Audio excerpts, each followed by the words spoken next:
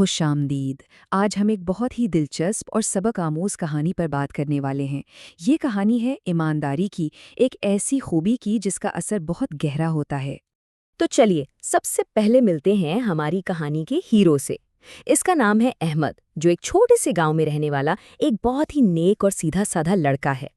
بات یہ ہے کہ احمد کی پرورش ہی کچھ ایسے اصولوں پر ہوئی تھی۔ اس کے والد نے بچپن سے ہی اس کے ذہن میں ایک بنیادی بات بٹھا دی تھی۔ یہ صرف نصیحت نہیں تھی، یہ تو وہ بات تھی جو احمد کے دل و دماغ میں بس گئی تھی، ایک ایسی رہنمائی جو اسے ہمیشہ صحیح اور غلط میں فرق بتاتی تھی۔ اور پھر ایک دن زندگی نے اسی اصول کو آزمانے کا فیصلہ کیا۔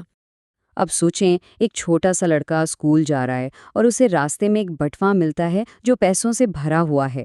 یہ ایک بہت بڑی آزمائش تھی، ایک ایسا لمحہ جہاں اسے ایک بہت مشکل فیصلہ کرنا تھا۔ ظاہر ہے ایک پل کے لیے تو دل میں خیال آتا ہی ہے کہ ان پیسوں سے کیا کچھ نہیں خریدا جا سکتا۔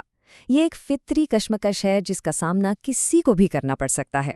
تو ایک طرف تھیں اس کی اپنی خواہشات، نئے کھلونے خریدنے کا خیال، اور دوسری طرف والد کی وہ نصیحت جو اس کی پہچان تھی۔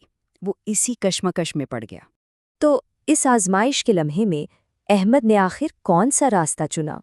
لیکن فوراً ہی اسے اپنے والد کی بات یاد آ گئی، اور اس نے ایک لمحہ بھی ضائع کیے بغیر فیصلہ کر لیا کہ اسے یہ بٹوا اس کے اصل مالک تک پہنچانا ہے۔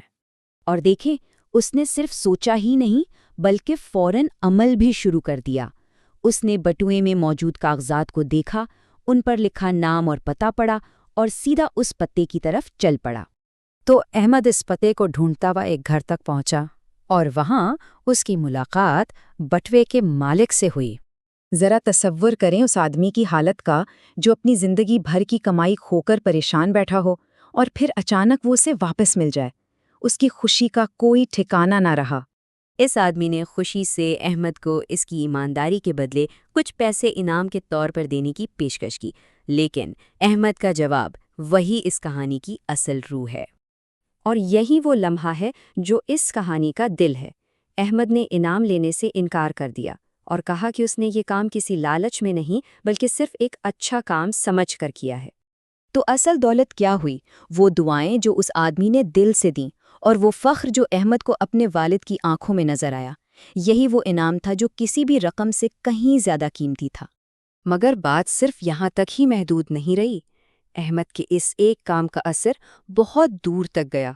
اس واقعے کے بعد احمد کی ایمانداری کی مثال پورے گاؤں میں دی جانے لگی۔ دیکھیں، ایک چھوٹا سا ایماندارانہ قدم کیسے پورے معاشرے کے لیے ایک مثال بن جاتا ہے۔ تو آخر میں اس پوری کہانی سے ہمیں کیا اہم باتیں سیکھنے کو ملتی ہیں؟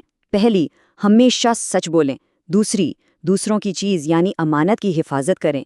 تیسری، اصل انعام نیک کاموں سے ہی ملتا ہے۔ اور سب سے بڑھ کر اللہ ایماندار لوگوں کو پسند کرتا ہے۔ تو آخر میں یہ سوال ہمارے لیے بھی ہے کہ سچائی اور ایمانداری کا اصل انعام، حقیقی انعام آخر ہوتا کیا ہے؟ کیا یہ پیسہ ہے یا کچھ اور؟ اس پر ضرور سوچیے گا۔